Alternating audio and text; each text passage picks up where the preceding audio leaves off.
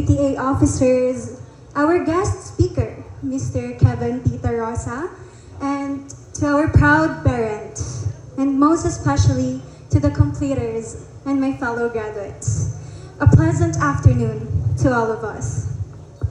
Today, we stand at the end of one chapter and the beginning of another.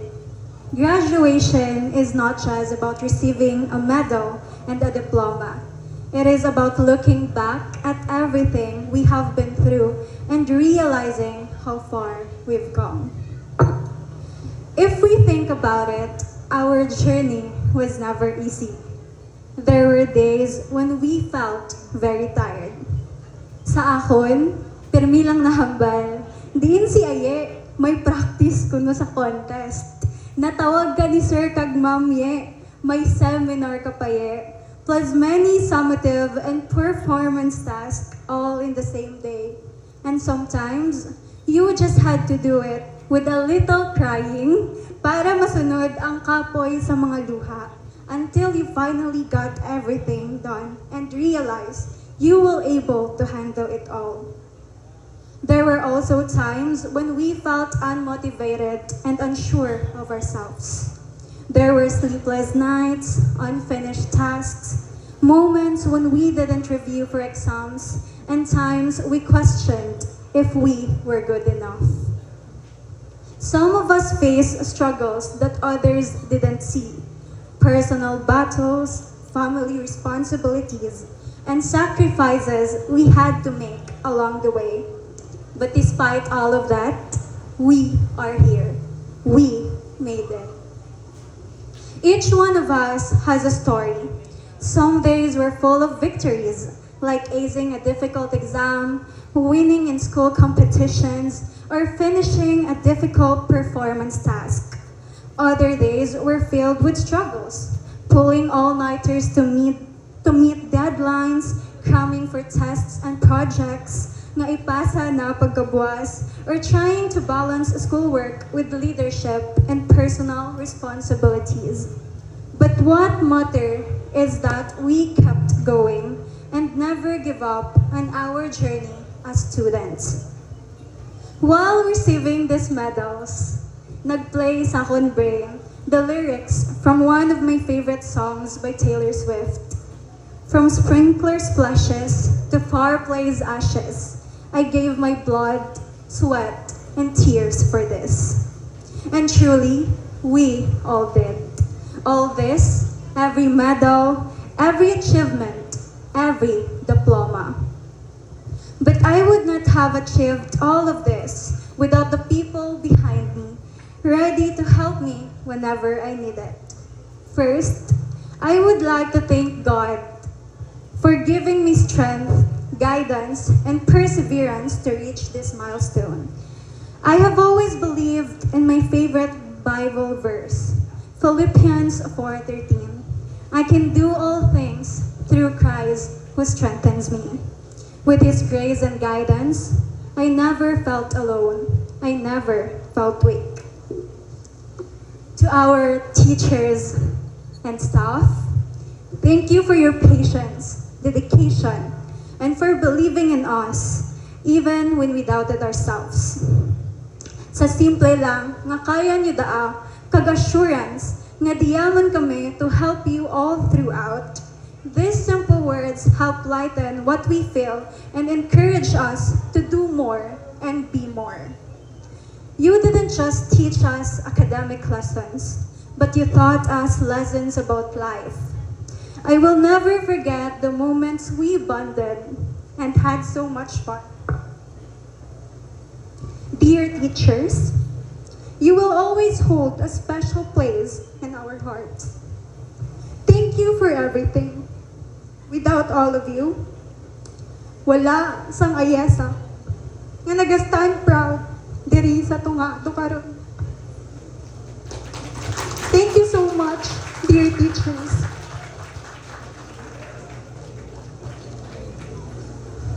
To my fellow graduates, I know that you feel the way I feel right now. Even though we are about to leave and go our separate ways, I hope we never forget the memories of when we were just starting, walking into school, entering into a very noisy classroom, nga kung sila ma'am kag sir pa, kumataan na sila, ano kamude, tinda, eating lunch together, talking and laughing like we could never stop, struggling together over performance tasks and exams, and going home in the afternoon with so many new and unforgettable memories. To my classmates, thank you for being part of my everyday life throughout this journey. From the simple moments of laughter during class to stressful deadlines, group activities, and cramming sessions, you made every day more meaningful and memorable. We may not have always agreed with each other, and there were times I even asked, mga yums gid man kamo? But yes, indeed, mga yums gid man kita. Thank you everyone. Thank you everyone for making my last year and himumwa agahon the best.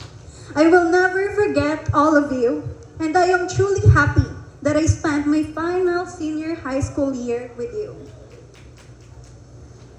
To my friends, thank you for being my constant source of happiness. You were there during my best days and even more during my hardest ones. Always ready to listen, support, and lift me up. With you, the stressful days became lighter, and the problems felt easier, and the ordinary moments turned into unforgettable memories. You made my school life more fun, more meaningful, and something I will always look back on with a smile. Thank you for the laughter, the encouragement, and for never leaving my side no matter what. You will always be my go-to, my forever people. To my one call away, Jay, thank you for always being there whenever I need you. My constant listener and reminder. Thank you for being there throughout my whole senior high school year. Always ready to cheer me up and celebrate all my success with me. To my Inday Shem and Tuto Kim, you are the ones I look up to. Thank you for guiding me and cheering me all the way. You two never failed to be a good Inday and Tuto to your Nine. Thank you for showing how proud you are man sa mga achievement ko. To all our parents, thank you so much for your love, support, and sacrifices. You were always there for us, especially during the times when things got hard and we felt like giving up. You kept encouraging us, believed in us, and never stopped reminding us to keep going. All the hard work you did for us, even the ones we didn't always see, help us reach this moment. This achievement is not just ours, kundi inyuman. Thank you for everything, our nanay and tatays. You are a big part of who we are today, and we will always carry your love with us wherever we go. To my nanay and tatay, nay, tay, thank you from the bottom of my heart for everything you have done for me. Your love has always been my strength, your guidance, my support, and your sacrifices, the reason I am here today. Every hard work, every overtime at work, and every little thing you did for me did not go unnoticed. Thank you for always supporting me. Sa duro ko mga organizations nga nasudlan, sa mga national seminars nga nadtuan ko, kag sa mga trainings and activities. It was never too hard for me because you were there to support me in the things I love and the things I wanted to do in senior high school journey.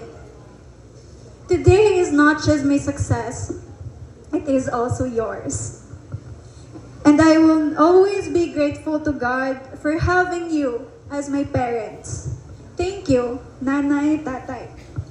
I would also like to thank the school, the Himuma Agahon National High School, for giving us a place to learn, grow, and discover who we are. Thank you for providing us with teachers, facilities, and opportunities that help us to do our best, explore our interests, and reach our goals. Because of this school, we were able to learn not only lessons from books, but also lessons about life, friendship, and perseverance. Biskan diin man kami dalon, we are always proud to be a tatak di kalidad student. Graduation is not the end. It is just the beginning.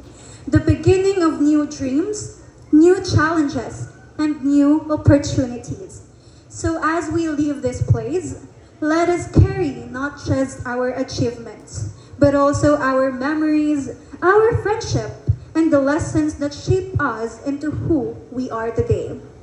One day, I hope we all meet again and come back to Himuma Agahon National High School, remembering the moments we shared here, even if we take different paths in life.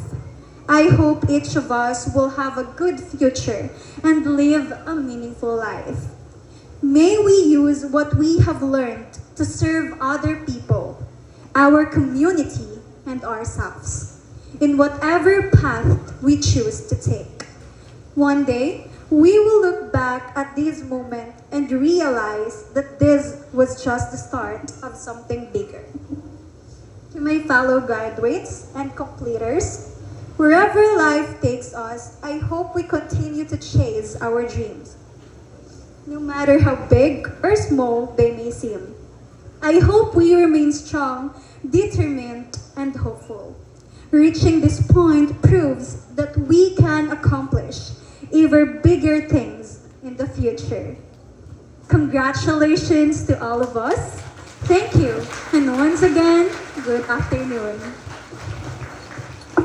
Thank you, AYESSA, for your heartfelt message and for beautifully reminiscing